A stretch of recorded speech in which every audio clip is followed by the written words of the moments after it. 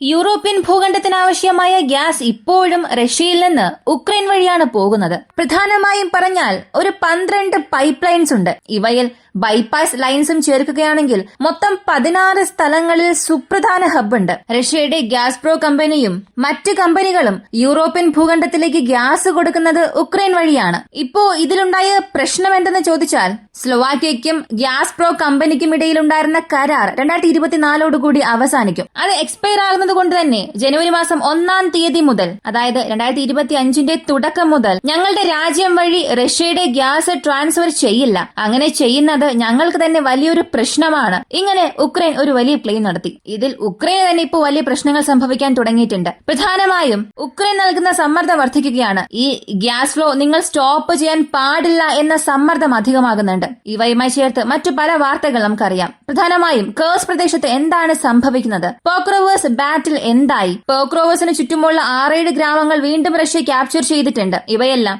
ഈ വീഡിയോയിലൂടെ വിശദമായി അറിയാം.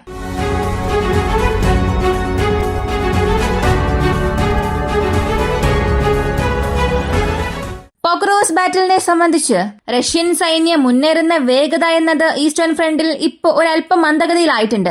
ഇതിന് കാരണം ഉക്രൈന്റെ കൗണ്ടർ ഒഫൻസീവോ അല്ലെങ്കിൽ അവരുടെ ഡിഫൻസീവ് ലൈൻസ് സ്ട്രോങ് ആക്കിയതോ ഒന്നും തന്നെയല്ല. കാരണം ഉക്രൈൻ ആ പ്രദേശങ്ങളെ ഡിഫെൻഡ് ചെയ്യാൻ സാധിക്കുന്നില്ല. ഉക്രൈന് മാൻ പവർ ഷോർട്ടേജ് വളരെ അധികമാണ്. ഇതുവരെയും നമ്മൾ സംസാരിച്ചതെല്ലാം കേഴ്സ്ക് ഇൻവേഷൻ ഉക്രൈൻ ചെയ്തതിന് ശേഷം റഷ്യൻ സൈന്യം മുന്നേറുന്ന വേഗത വളരെ വർദ്ധിച്ചു എന്നുള്ളതാണ്. എന്നാൽ ഇപ്പോ അതിനെ ഹോൾ ചെയ്യുന്ന രീതിയിൽ മഞ്ഞുവീഴ്ച തുടങ്ങിയിട്ടുണ്ട്. സാധാരണ സമയങ്ങളിൽ യുദ്ധം ചെയ്യുന്നത് പോലെ ആരെക്കൊണ്ടും ചെയ്യാൻ സാധിക്കില്ല. അവിടെ ട്രൂപ്സിനെ മൊബിലൈസ് ചെയ്യുക, അവരുടെ ആയുധങ്ങളെ കൊണ്ടുപോവുക, ഇതൊക്കെ വളരെ പ്രയാസമുള്ള കാര്യമാണ്. -25 ഡിഗ്രിയാണ് അവിടെ ഉള്ളത്. വളരെ മോശമായ ടെമ്പറേച്ചർ. ഇതിൽ സാധാരണ ടാങ്ക്സ് വർക്കാകുക എന്നുള്ളത് തന്നെ വലിയൊരു കാര്യമാണ്. ഓയിൽ ഫ്രീസ് ആകാത്ത രീതിയിലുള്ള സ്പെഷ്യൽ മെക്കാനിസം എല്ലാം അതിൽ ഉണ്ടെങ്കിൽ കൂടിയും സാധാരണ സമയത്ത് ഇവരെ കൊണ്ട് യുദ്ധം ചെയ്യുന്ന രീതിയിൽ മഞ്ഞുകാലത്ത് യുദ്ധം ചെയ്യാൻ സാധിക്കില്ല. ഇത് ഉക്രൈൻ എങ്ങനെ അനുകൂലമായി മാറിയെന്ന് ചോദിച്ചാൽ, സാധാരണ റഷ്യൻ സൈന്യം ഒരു ദിവസത്തിൽ തന്നെ 20-30 സ്ക്വയർ കിലോമീറ്റർ പിടിച്ചെടുക്കുമായിരുന്നു. എന്നാൽ കഴിഞ്ഞ ഒരു 4 ദിവസത്തിൽ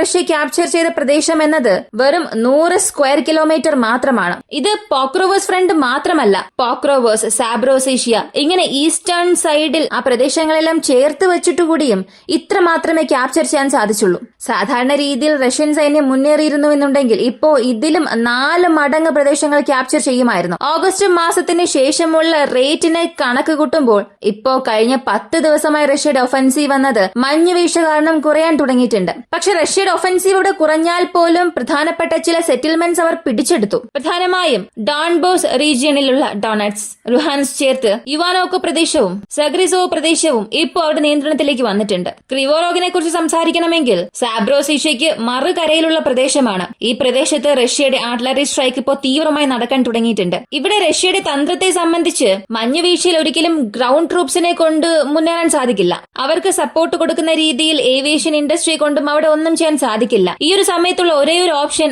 ആർട്ടിലറി സ്ട്രൈക്സും മിസൈൽ സ്ട്രൈക്സും മാത്രമാണ്. ഇപ്പോ ഈ ഒരു യുദ്ധതന്ത്രം റഷ്യ വലിയ രീതിയിൽ പ്രയോജനപ്പെടുത്താൻ തുടങ്ങിയിട്ടുണ്ട്. ഈ മറുകരയിലുള്ള പ്രദേശങ്ങൾ, അവിടെയാണ് ഉക്രൈന്റെ ഡിഫൻസീവ് പൊസിഷൻസ് എല്ലാം ഉള്ളത്. അവരെ നോക്കി ആർട്ടിലറി സ്ട്രൈക്സും ഡ്രോൺ സ്ട്രൈക്സും തീവ്രമാക്കാൻ തുടങ്ങിയിട്ടുണ്ട്. റഷ്യ ഇങ്ങനെ ചെയ്യുമ്പോൾ ഉക്രൈനെ ഡിഫെൻഡ് ചെയ്യാൻ തക്കവണ്ണം ആളുകളൊന്നും ഇല്ല. ഇപ്പോൾ പോലും ഈ 18 വയസ്സിന് താഴെയുള്ള എല്ലാവരെയും മൊബിലൈസ് ചെയ്യാൻ തുടങ്ങിയിട്ടുണ്ട്. ഫോഴ്സ്ഡ് മൊബിലൈസേഷൻ കാരണം ഉക്രൈനിൽ ഒരുപാട് പേർ മരിക്കുന്നുണ്ട്. ഇതിനെക്കുറിച്ചുള്ള വാർത്തകളൊക്കെ നിങ്ങൾക്ക് അറിയാമോ എന്നൊന്നും അറിയില്ല. 2 ദിവസം മുൻപ് പോലും ലിവ പ്രദേശത്ത് ഒരു ഫോഴ്സ്ഡ് മൊബിലൈസേഷൻ നടന്നു. ആ സമയം ഞാൻ ആർമിയിൽ ചേരാൻ തയ്യാറല്ല, യുദ്ധത്തിൽ പങ്കെടുക്കാൻ തയ്യാറല്ല എന്ന് പറഞ്ഞ ഒരു വ്യക്തി അവിടെ വെച്ച് തന്നെ വെടിവെച്ചു കൊന്നു. ഇത് യാതൊരു മാധ്യമവും അധികം സംസാരിച്ചിട്ടില്ല. ചെറിയ ചെറിയ വാർത്തയെ പറയുന്നു എന്നതല്ലാതെ ഇതിനെക്കുറിച്ച് വലിയ അപ്ഡേറ്റ് ഒന്നും നൽകിയിട്ടില്ല. എന്തിന്, ഉക്രൈൻ വാ പോലും തുറന്നിട്ടില്ല. പക്ഷെ റഷ്യ ഇങ്ങനെ ഉക്രൈന്റെ ഡിഫൻസീവ് ഫോഴ്സിനെ ആക്രമിക്കുമ്പോൾ ഉക്രൈൻ അവിടെ വീണ്ടും റീഷഫിൾ ചെയ്യിപ്പിക്കും. അപ്പൊ ആ ഒരു ഗ്യാപ്പ് ശരിയായി പ്രയോജനപ്പെടുത്തി റഷ്യ അത് അവർക്ക് അനുകൂലമാക്കി മാറ്റിയാൽ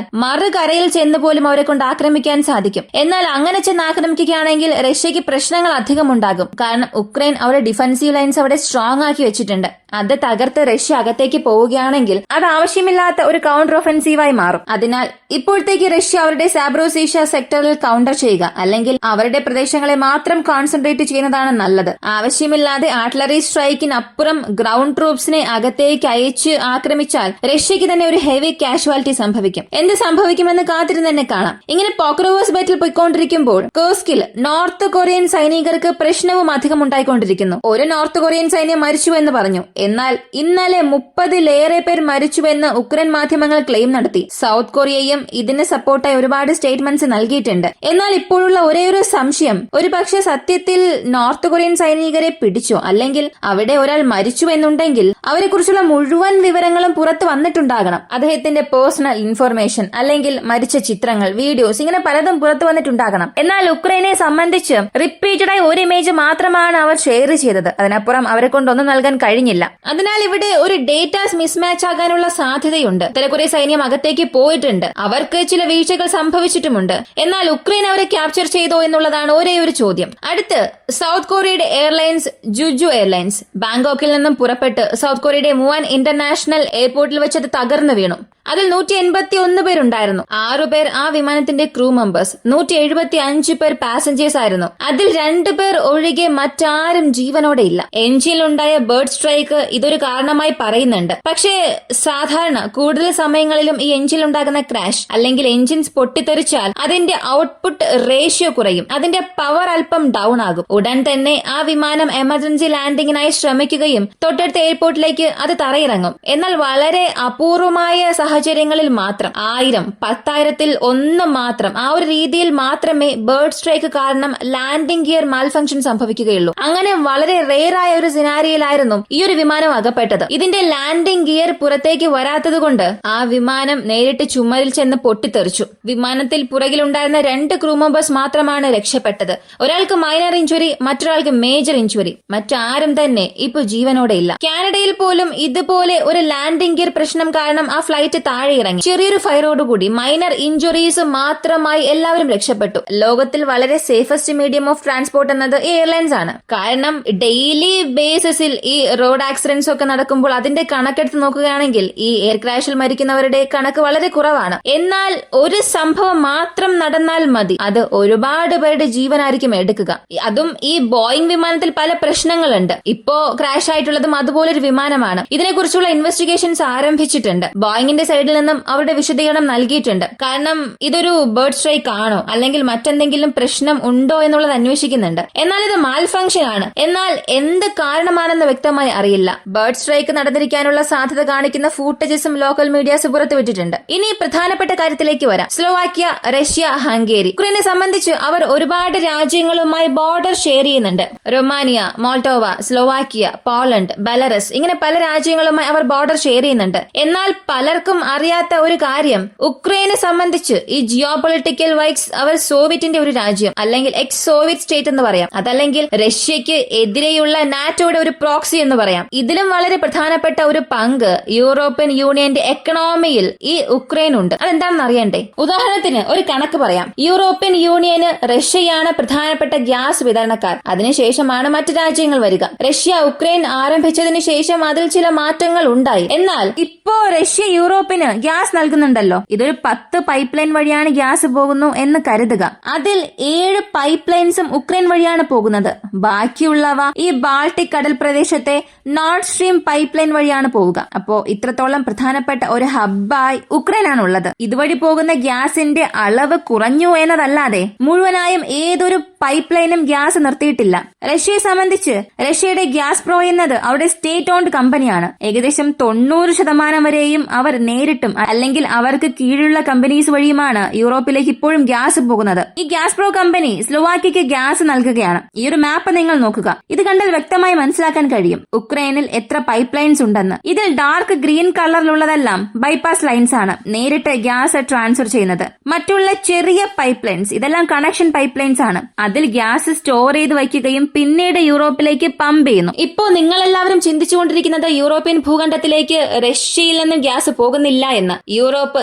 യൂറോപ്പ് റഷ്യയുടെ ഗ്യാസിന് നോ പറഞ്ഞു. അതുകൊണ്ട് റഷ്യയുടെ എക്കണോമിക്ക് വലിയ പ്രശ്നം വന്നു എന്നൊക്കെ. ഗ്യാസിന്റെ അളവ് മാത്രമേ കുറഞ്ഞിട്ടുള്ളൂ. എന്തിന്? ജർമ്മനി നേരിട്ട് ഗ്യാസ് വാങ്ങുന്നില്ല. എന്നാൽ സ്ലോവാക്യയിലേക്ക് ഗ്യാസ് പോകുന്നുണ്ട്. സ്ലോവാക്യയിൽ നിന്നും ഹംഗേരിയിലേക്ക് പോകുന്നുണ്ട്. ഹംഗേരിയിൽ നിന്നും മറ്റ് രാജ്യങ്ങളിലേക്ക്, ചെക്ക് റിപ്പബ്ലിക്കിലേക്ക് പോകുന്നുണ്ട്. പിന്നീട് അത് നേരിട്ട് ജർമ്മനിയിലേക്ക് പോകുന്നു. ഇങ്ങനെ ഇപ്പോഴും റഷ്യയുടെ ഗ്യാസ് ഉക്രൈൻ വഴിയാണ് പോയിക്കൊണ്ടിരിക്കുന്നത്. ഇതിൽ ഉക്രൈന് ഒരു വലിയ ലാഭം എന്താണെന്ന് നോക്കിയാൽ വർഷത്തിൽ $1 മില്യൺ ബിസിനസ് ആണ്. റഷ്യയുടെ ഈ ഒരു ഗ്യാസ് ട്രാൻസ്ഫർ ചെയ്യുന്നത് കൊണ്ട് വീണ്ടും ഉക്രൈൻ തന്നെയാണ് റഷ്യയിൽ നിന്നും ഫണ്ട് വാങ്ങുന്നത്. റഷ്യൻ ഫണ്ട് ഉക്രൈനിലേക്ക് പോകുന്നുണ്ട്. ഇപ്പോൾ സംഭവിച്ചിരിക്കുന്നത് 2024 അവസാനത്തോടുകൂടി ഗ്യാസ് പ്രോമിനും ഇവർക്കും ഇടയിലുള്ള ഒരു കരാർ അവസാനിക്കും. ഇതിനുശേഷമാണ് പ്രശ്നം സംഭവിക്കാൻ പോകുന്നത്. ഇത്രയും ദിവസം ഉക്രൈൻ അലോ ചെയ്തതിന് കാരണമായി അവർ പറഞ്ഞത്, ഞങ്ങൾ ഇതിനകം ഈ ഡീൽ സൈൻ ചെയ്തു, അതുകൊണ്ട് ഞങ്ങൾ ഇത് കടത്തിവിടുന്നു എന്ന് പറഞ്ഞു. പക്ഷേ ജനുവരി മാസം മുതൽ ഒരിക്കലും അലോ ചെയ്യില്ല എന്ന് സെലൻസ്കി പറഞ്ഞു. സെലൻസ്കി ഇങ്ങനെ പറഞ്ഞതിന് ശേഷം സ്ലോവാക്യയുടെ ഭാഗത്തു നിന്നും എന്തെങ്കിലും ഒരു മറുപടി വരണമല്ലോ. കാരണം ഹംഗേരി നേരിട്ട് തന്നെ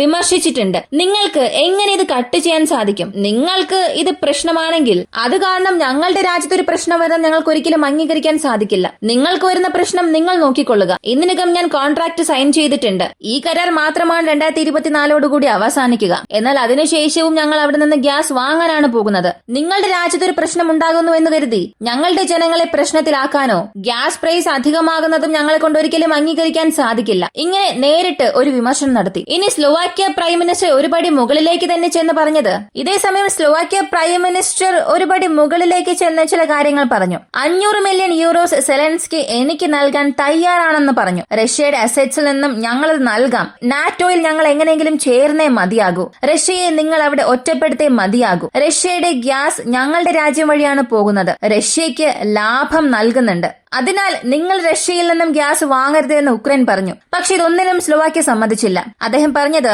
യൂറോപ്യൻ ഭൂഖണ്ഡത്തിൽ ഉക്രൈൻ ഒരു മെമ്പറേ അല്ല. എന്നാൽ യൂറോപ്യൻ ഭൂഖണ്ഡത്തിൽ ഞങ്ങൾ പ്രധാനപ്പെട്ട ഒരു രാജ്യമാണ്. ഞങ്ങൾക്ക് എതിരെ യൂറോപ്യൻ ഭൂഖണ്ഡത്തിൽ ആരും ഒരു തീരുമാനമെടുക്കാൻ ഞങ്ങൾ അനുവദിക്കില്ല. ഞങ്ങളുടെ രാജ്യത്തിന് എന്താണോ നല്ലത്, അല്ലെങ്കിൽ ഞങ്ങളുടെ ജനങ്ങൾക്ക് എന്താണോ നല്ല കാര്യമായി തോന്നുന്നത്, അത് മാത്രമേ ഞങ്ങളെ കൊണ്ട് ചെയ്യാൻ കഴിയൂ. ഇതിൽ മറ്റുള്ളവരുടെ താല്പര്യത്തെക്കുറിച്ച് ഞങ്ങൾക്ക് യാതൊരു ഉത്കണ്ഠയുമില്ല. അപ്പോ റഷ്യയുടെ ഗ്യാസ് യുക്രൈൻ വഴി വാങ്ങുന്നത് ഞങ്ങളെ കൊണ്ട് എന്തൊക്കെ ചെയ്യാൻ സാധിക്കുമോ യൂറോപ്യൻ ഭൂഖണ്ഡത്തെ വെച്ചുകൊണ്ട് തന്നെ ഞങ്ങൾ അതെല്ലാം ചെയ്യാനുള്ള ശ്രമങ്ങൾ എടുക്കും. ഇതിനൊക്കെ അടുത്ത് എന്ത് സംഭവിക്കുമെന്നുള്ളത് നമുക്ക് കാത്തിരുന്ന് തന്നെ കാണാം. ഈ ഒരു വീഡിയോയെ കുറിച്ചുള്ള നിങ്ങളുടെ അഭിപ്രായം കമന്റിൽ പറയുക. വീഡിയോ ഇഷ്ടമായാൽ ലൈക്ക് ചെയ്യുക, ഷെയർ ചെയ്യുക. നമ്മുടെ ചാനൽ ആദ്യമായി കാണുന്നവരാണെങ്കിൽ മറക്കാതെ സബ്സ്ക്രൈബ് ചെയ്ത് സപ്പോർട്ട് ചെയ്യുക. മറ്റൊരു വീഡിയോയുമായി വീണ്ടും കാണാം.